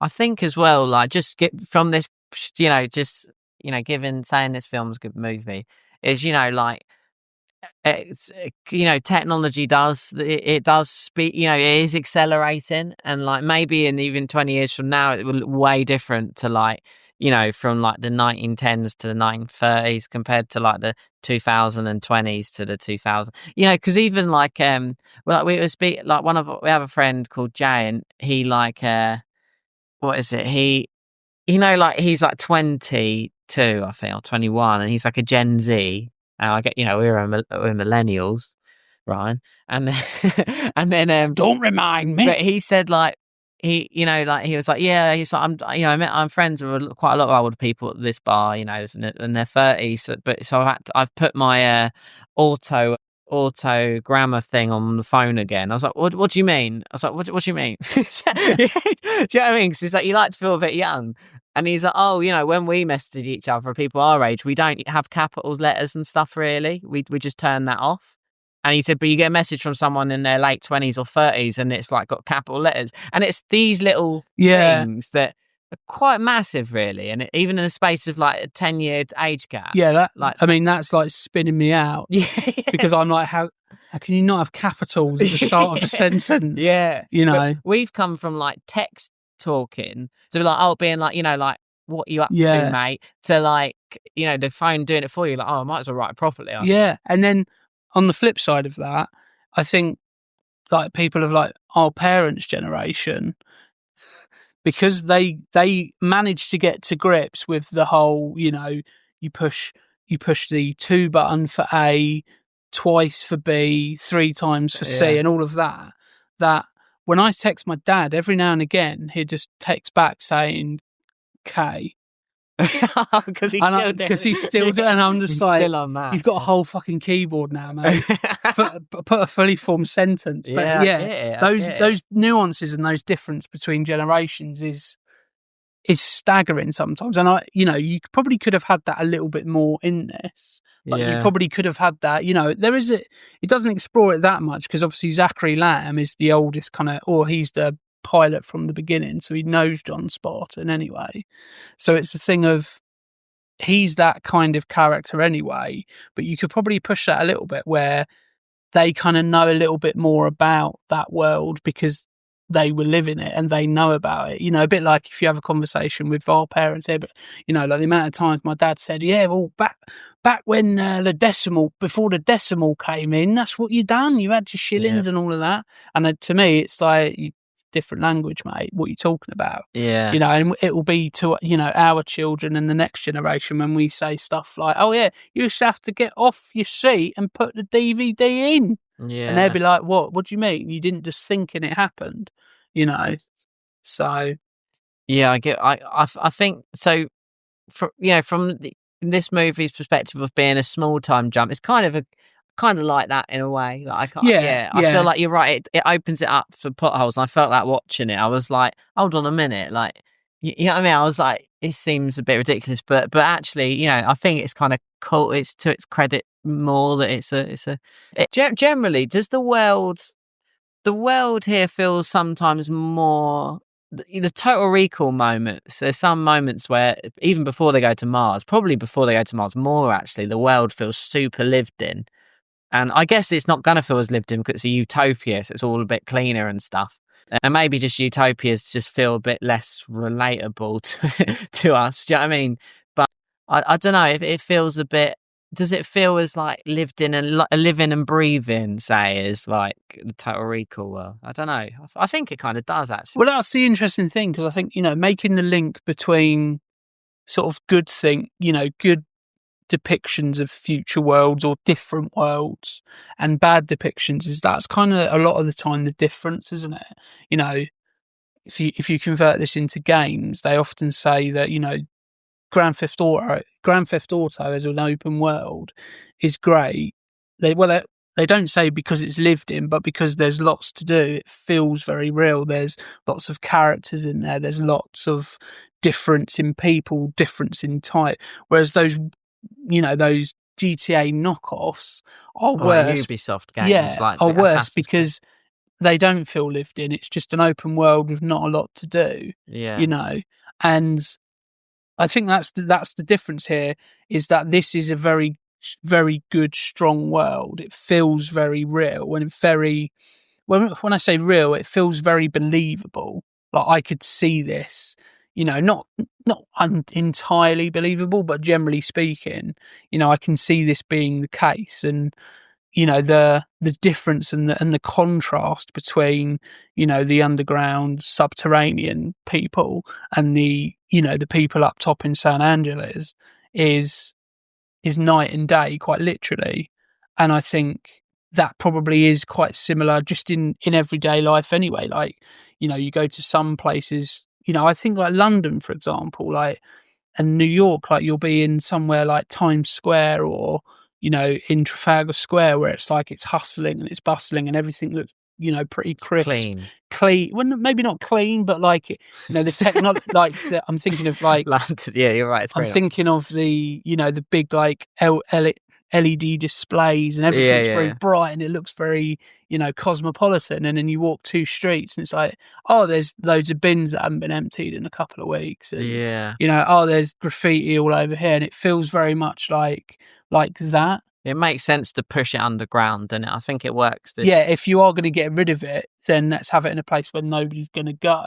And I like the fact that this movie it seems like you don't really know, because you'd imagine some people have fallen off into poverty and are down there, but the only ones you meet really from there he's chosen to be down there, that friendly Edgar guy. And like, you know, he doesn't want to be part of that sort of clinical. He has that nice little speech, isn't he, where he's like, you know, I want to walk, you know, I can't even remember what he says, but he goes on like he lists a loads of things he wants to do, you know, and it's like, why do I want to do it? Because I have the freedom to do it, or something along those lines. Yeah, I think it would be interesting to see perhaps the people who, because I think one thing that this world doesn't explore, which I think would be an inevitability, would be kind of like the difference in wealth. So I could imagine that there's a big proportion of the people who live underground is because they haven't got any money, because they haven't got the resources. And a lot of the people who live above ground is because they do have the money. You know, it will be the difference between, you know, South Central and, you know, Beverly Hills, for example, that kind of thing. Well, I don't even know how money works in this world, because it's like I think they do explain it a bit. Do you know what I mean? It's like everything's on. Yeah, because they mention like credits and stuff, but it's never really like. Yeah, I don't know. Yeah, it's not. Again, that's probably something that's not. You know, you could explore it, but then I suppose that's when it goes into, well, how much do you explore and how long do you make the film? You know, something like Minority Report, for example, is a great film, but it's a long film, and it's because it does all of that, and you see, you know, pretty much every nook and cranny of this world that you can, and how everything works. And, you know, I don't think this film, whilst it has that world and it has this interesting place and time to being, it's never really bogged down with showing you the absolute ins and outs of it. At the heart of it, it is just trying to be an entertaining action movie. So it never really kind of goes, you know what, let's show you this, and this, because we want you to know and, you know, have this social commentary and all of that there. So I feel like it does enough, doesn't it? And you're right, it just remains fun the whole time. And like any films that are longer an hour and a half, you can start getting a bit like, oh, I don't know, you know what I mean? But I feel they have to do different things to keep you entertained for longer, don't they? You know, I think this film is, as I said earlier, I think probably a little bit too long. I think you could have shaved 15 minutes off the runtime, and it would have been, I think, a much more kind of seamless experience. And we are just watching the scene where he's where, you know, Simon Phoenix is kind of speaking to his henchman. And all I could think in that scene was the coolest looking motherfucker in that room, other than Simon Phoenix, is Jesse Ventura. And you don't do anything with him. Goes back to that, like, fucking use Jesse Ventura. Is there a film that you can watch, Ryan, that he does some stuff in? Predator. Okay, fair. Running Man, you know. Fair. You know, I mean, I'm not asking for him to be like the main character, but like if you watch The Running Man, he presents a fitness show on that, and he's fucking great in The Running Man. In The Running Man, yeah. Oh, I forgot about it. I've not long ago watched The Running Man. I mean, The Running Man is a film from memory that it shows you a bit of the world at like the beginning, when he's sort of framed for, you know, and they edit the video differently, and then he kills civilians in the helicopter. Both of those films start in a helicopter, weirdly. That Running Man and this one, and that one just goes fully into the plot because he's sort of trapped in this game type thing. And that probably shows you even less, but because it's done so well, you don't really need all that stuff. And I do feel like with this, you do need a bit of the lore and a bit of the world. I think some of the scenes in this that are good are just the ones that break up the action. I think that's really cool, to be honest. I think that's why I kind of like it. And that's why I kind of like the apartment scene and stuff, because I feel like you're sort of seeing a bit more about these characters and stuff like that. But the ending, I just want to talk to you about the ending, because it's kind of funny, because after obviously he's killed Wesley Snipes, which was not funny. That's a good battle. A bit like a sort of boss fight from a video game, or like a Mr. Freeze fight or something. Yeah. Absolutely. A bit like, it feels a bit heavy in that sort, you know, like shoot the shield generator type. You know, it feels a bit, but it's good. But it's sort of just it's at the end they just are Stallone. They just like the police chief and Edgar Friendly. What's his name? Edgar Friendly. Yeah, Edgar Friendly. Come up to See what I mean? Every time you go to say his name, it doesn't sound. Yeah, it don't sound. Sounds like you're pronouncing it wrong, or it just doesn't sound right at any point. So they come up to. He's killed the bad guy. They come up to those two come up to John Spartan. They're like, "Well, what do we do now, John Spartan?" He's like, and he points to like Edgar Friendly. He's like, "Well, you need to learn a little bit more from him, and then he needs to learn a little bit more from you." And he's like, "I'm sure you'll work it out." And then he walks off. And it's like, work out how to run a whole society. Yeah. I mean, you're kind of washing your hands of any responsibility there, John, aren't you? And I guess that's why he's the Demolition Man. So I don't think he gives a fuck. I think he just wants to, serve justice.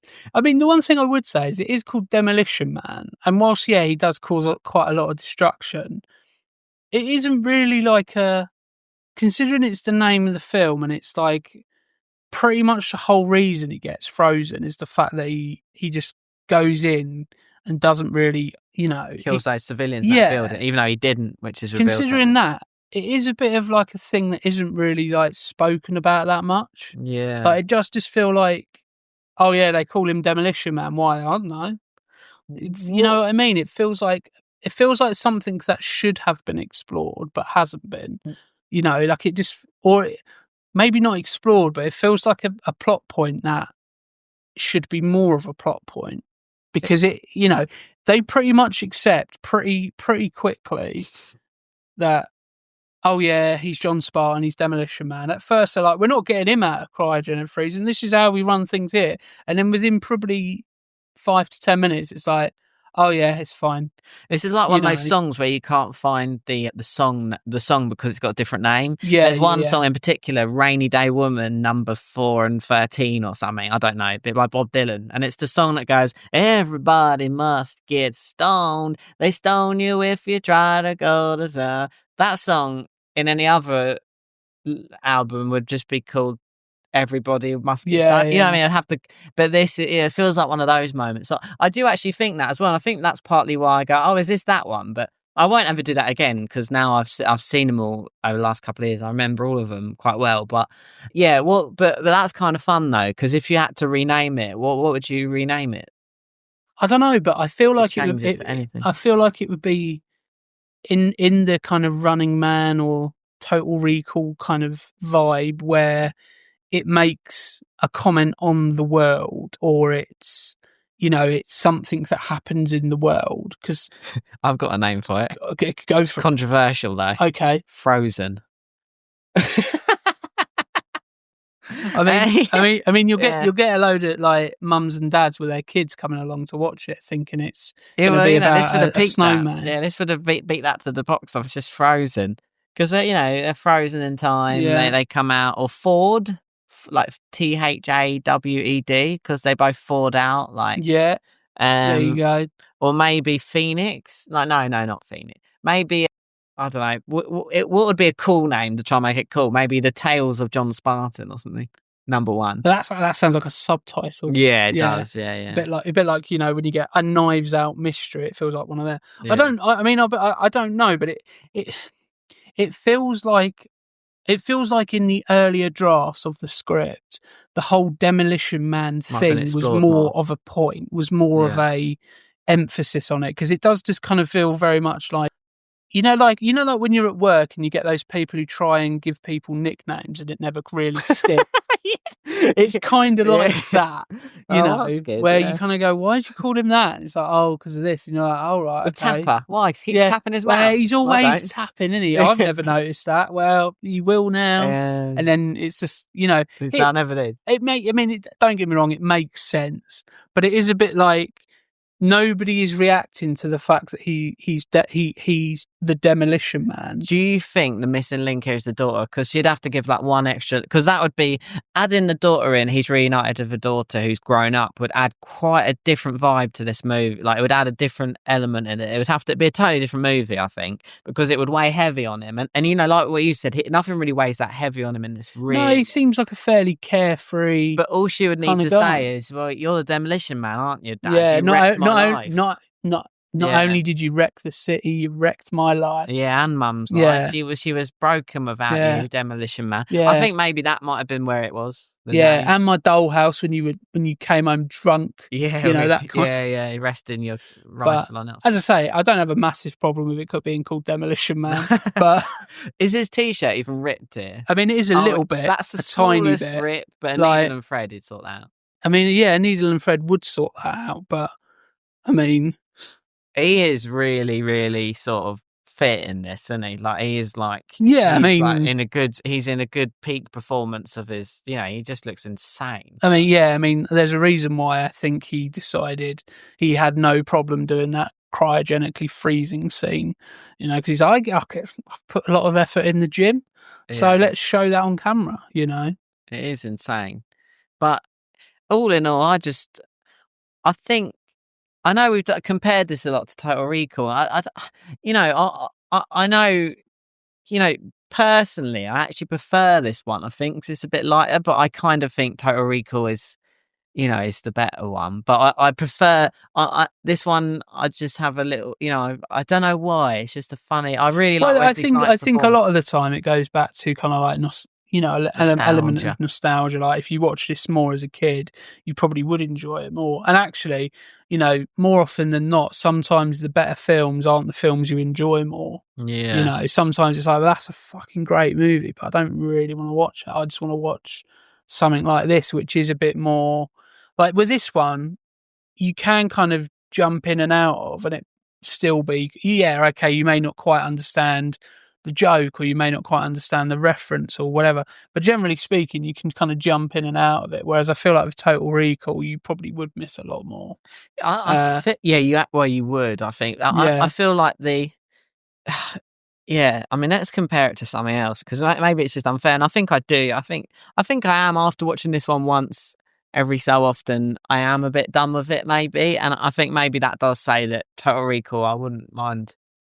I think it's interesting, just to go on a bit of a tangent, because it could have been a very different movie, because Wesley Snipes initially turned it down. Okay. So he could have not had Wesley Snipes.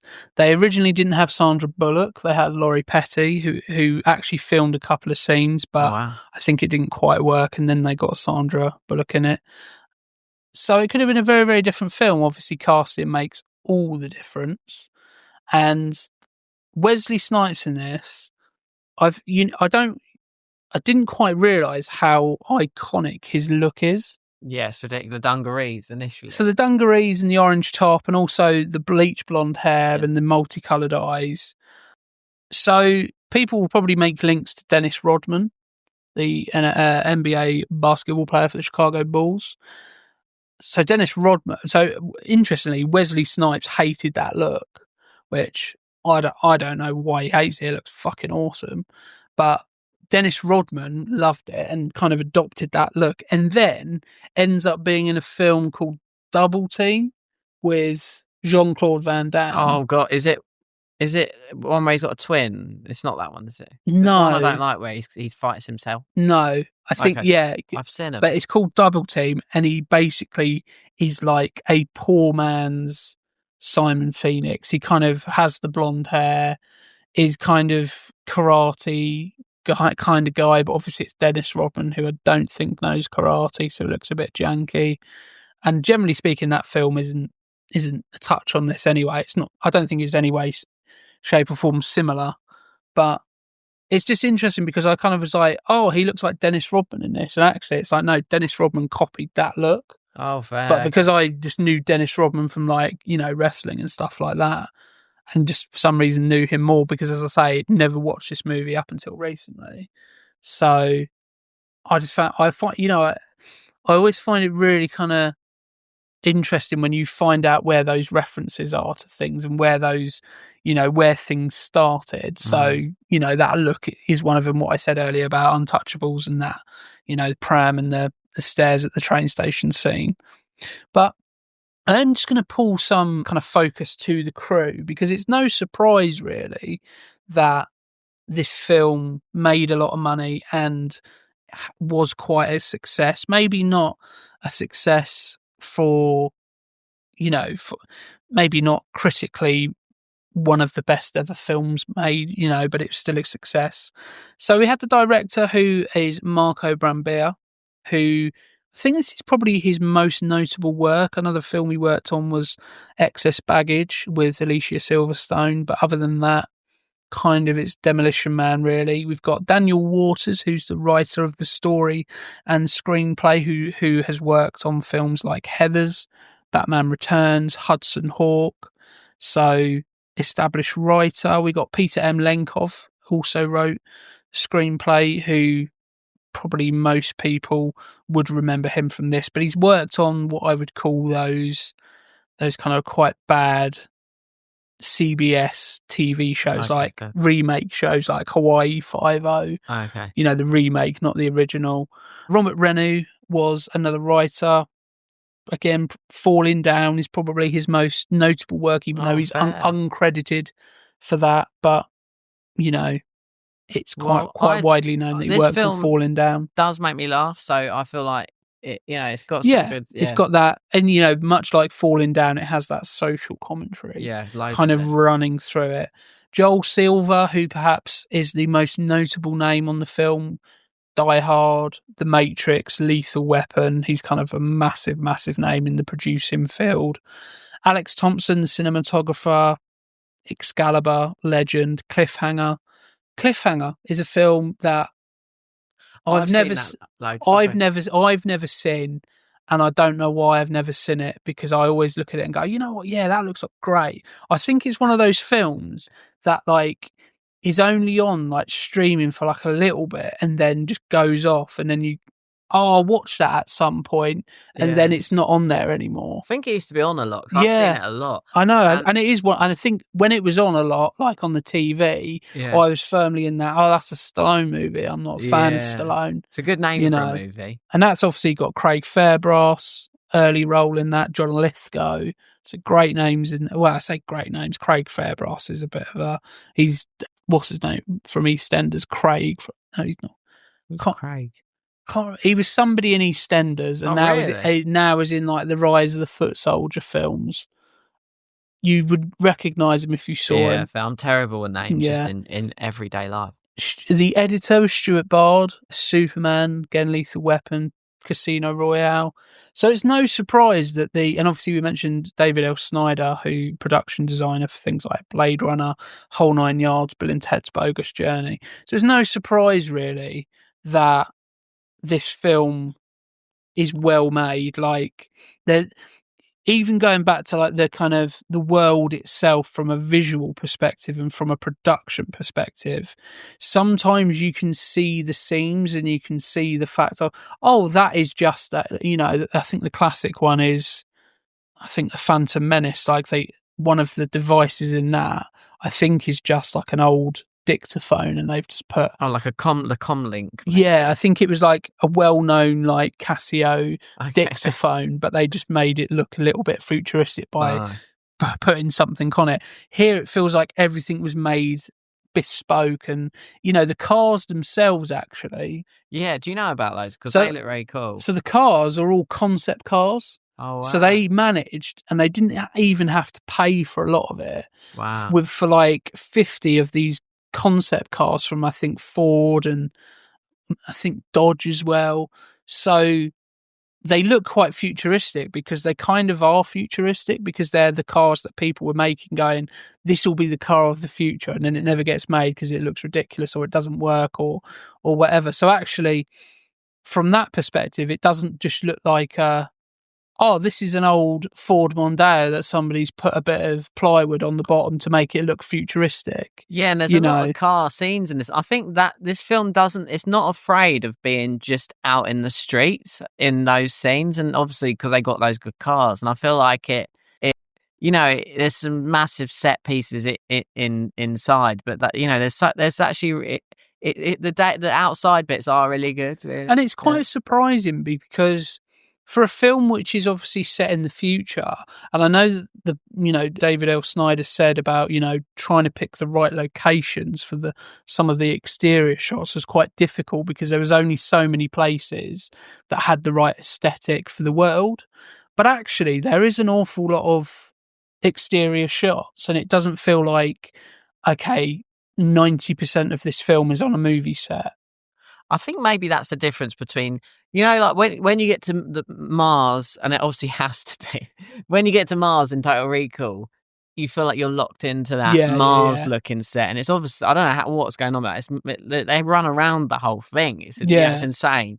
But in this, I think it sort of breathes a bit in those outside. Obviously, you're not supposed to breathe in Total Recall, but in this, I feel like it gives it a bit more life, doesn't it? Yeah, and nice. I think it adds to that realism, because it's almost like, to make something look a bit realer is you add something that you don't recognize to something you do recognize. You use that as a kind of as a backdrop and then build onto it, rather than going. And I understand why, as you say, because Mars is Mars. Like, Yes. if that looks like LA, you're going to be like, why does Mars look like LA? But a good example is that Andor shirt at the moment, because it's the only Star Wars thing I like at the moment. But the Coruscant, the Coruscant is the big city planet. The whole planet's a city, and it's like run by. Actually, I don't know, but they shot some of it just in London, and in the sort of corporate sector, of London or whatever, and financial district. Yeah, that's it. And it does it does bring a certain thing to it, and you can kind of, you wouldn't know if you're not necessarily been there or whatever. So it's a cool, and I think this is good because of that. Yeah. Bringing it over to the cast, I think we've probably mentioned everyone, but let's just cover it so that we don't forget anybody really. So we've obviously got Sylvester Stallone as John Spartan. We have Wesley Snipes as Simon Phoenix. We've got Sandra Bullock as Lieutenant Lenina Huxley. We've got Nigel Hawthorne as Dr. Raymond Coteau, who apparently hated this movie and hated working with everybody on the movie. What, really? Apparently he just didn't get on with any of it. And I'm like, I can understand, because he's probably come from a Shakespearean theatre-based acting kind of background. I think he's in like one of the old Yes Prime Minister. Yeah. Okay. That rings a bell. I recognise that style of work and that style of art. And here it is I can imagine it's a very ego-driven set, and a very ego-driven kind of, everybody's trying to get the upper hand, but not in necessarily a horrible way, but in like a friendly rivalry type of way. I can imagine that being the case a little bit. You've got Benjamin Bratt as Alfredo Garcia. You've got Bob Gunton as Chief George Earl. You've got Glenn Shaddix as Associate Bob, and you have Dennis Leary as Edgar Friendly, and obviously another name as well as Jesse Ventura, who I will keep mentioning because it's Jesse Ventura. He's probably maybe not so much now, but he, in his heyday, was one of the coolest dudes around. So I've got the name references, Ryan, because I feel like we shouldn't miss it. Let's go through the name references. Well, it's just a ChatGPT, obviously. Lenina Huxley, okay. Lenina Crown from Brave New World. Huxley, Aldous Huxley, author of Brave New World. So probably should have guessed that one with Aldous Huxley. It's Brave New World. John Spartan, I think it's that old school masculinity. I feel like we get that one. Yeah. Simon Phoenix, I feel like we've got that one as well. Edgar Friendly, ironically labelled as a criminal, but actually fights for freedom and humanity. Oh, that's cool. Yeah. Do you know what I mean? Edgar Friendly. Still don't like the name. I don't think I'll ever get on board with that name. Cocteau, likely a reference to John Cocteau, French surreal artist, filmmaker. Associate Bob, generic bureaucrat sounding name. Alfredo Garcia, one of the Cryo inmates. Possible dark humorous nod to Bring Me the Head of. I don't know that one. Anyway, so there were some which I think we thought there might be.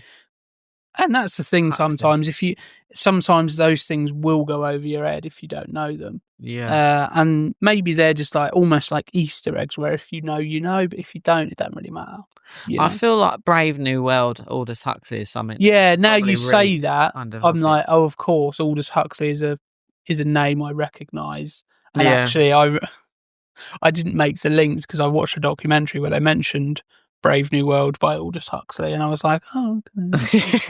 And it just went straight over my head. I've not read it, so it ain't gonna, But critically and kind of from an audience perspective, it was semi-well received. It's kind of, if we look at the Rotten Tomatoes scores. Made us laugh. Critics gave it, or the average for the critics is 64%, and the audience is 67%. So it's in that, pretty decent kind of bracket. It's not really bad, but it's not an amazing film, but it's pretty decent. Metacritic, so critically on Metacritic, it has a very low score of 34 out of 100, so quite unfavourable. And perhaps it's because of the lightness of the tone, because I do find a lot of the time critics don't seem to get light-hearted jokes. A lot of the time they kind of... Well, they didn't necessarily like Starship Troopers at the beginning, did they? Yeah, critics, I so think. maybe that... And this is a bit like that. Yeah, maybe it was lost on them. But users tend to see it more favourable with a 7.4 out of 10, and then IMDb with a 6.7 out of 10. So, with that in mind, what would we rate this movie? What would we rate this movie out of 10 skulls? Also, it has its own theme by Sting, which I didn't listen to because, on a streaming service, it skips it. And it's like, I can't bother to go back. And so I haven't actually listened to that. But, I like Sting, and I feel like it's probably Fair going to enough. Oh, yes, I kind of did know that because I know where Demolition Man comes from now. So the guy who wrote it, he was inspired by the song Demolition Man by the Police. And there's a line in there where I think it says, "I'm just a demolition man." But I think he wrote that for that song. So that's probably why he wrote it, is because he was like, I like the Police, let's try and get you in there. Okay. That kind of thing. So that actually makes a bit more sense as to why Demolition Man is called that, but not in the context of the film as much. I think my previous point still stands. Well, I also think that he wrote this song for the movie, but I might be wrong. I thought the movie was called that, and then they got Sting to write the song. So is the name of the song called Demolition Man? Yeah. Because did the song Demolition? Yeah, so Peter Lenkov wrote the movie when he was a production assistant. His inspiration came as he would drive his salvage car with a broken boombox chained to the back seat, repeatedly playing Demolition Man by the Police. The lyrics, "Don't mess around with the Demolition Man," would stand out. Also, combined with his love for cop television shows and his obsession in wondering if Walt Disney was frozen, would be his launching pad.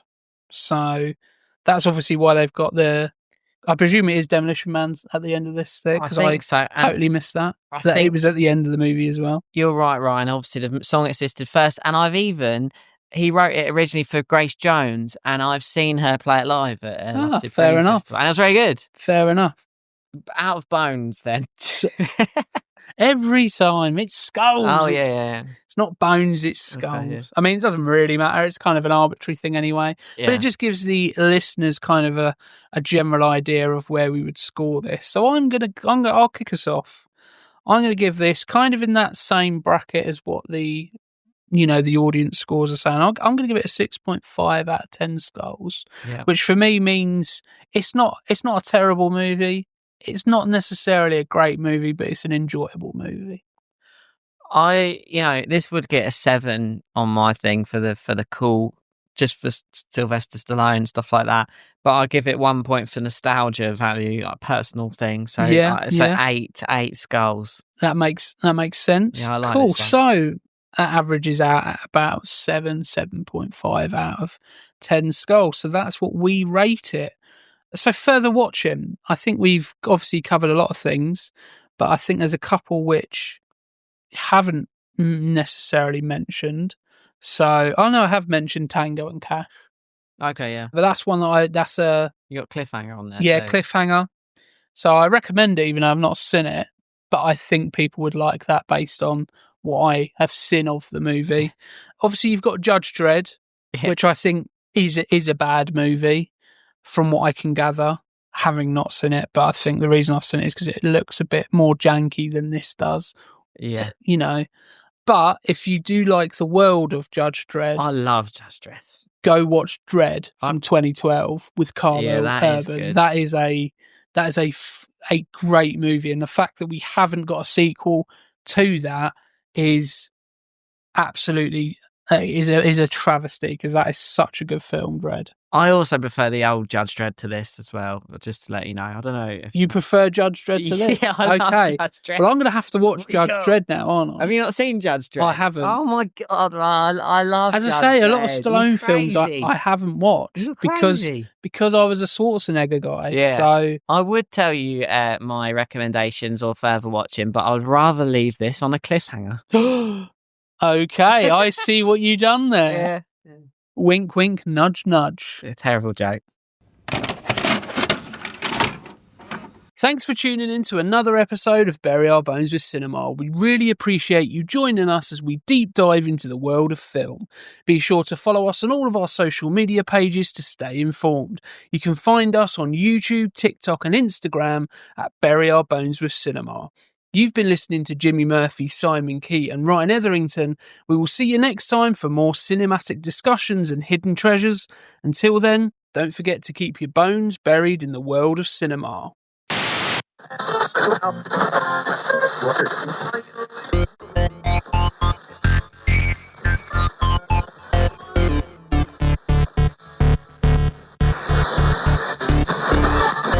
And it will be a one-button job. Boom, boom, boom, boom, toom, toom, toom. I have a terrible tendency to just swear about but if you're talking, when we're doing it, I still find it slightly distracting. It's a bit weird, but I think it's a bit weird, but I suppose... Maybe if you listen to it back, see if it sounds... I was like, I'm going to have to stop it. You're listening back Good job I observed that well, wasn't it?